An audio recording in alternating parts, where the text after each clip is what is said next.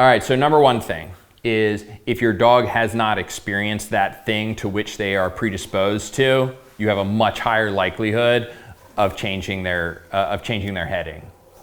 So, for example, something that if my dog has not chased birds or squirrels or things like that, and I've been really, really good about it, and every time he saw a squirrel or a bird, he was on leash, and I was able to redirect him, get his attention because I was able to cap him and stop him from doing those things, I have a much higher likelihood of being successful, right?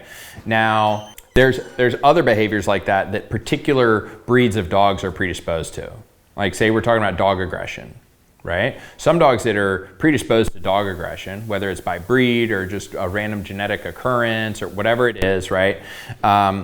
If those dogs never get in a fight, they never have their first fight, you got a good chance to keep them focused on you around other dogs.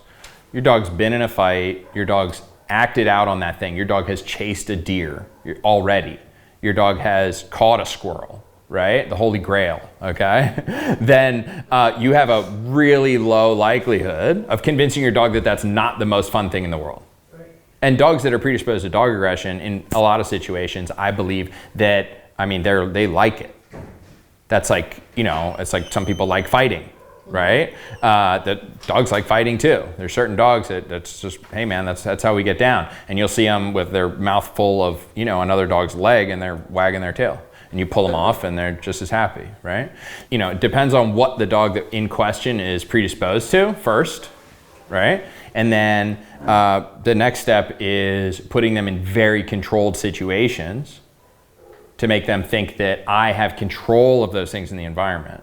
So I bring something into the environment that is, slightly more salient than the thing that I have, but I have control of it 100%.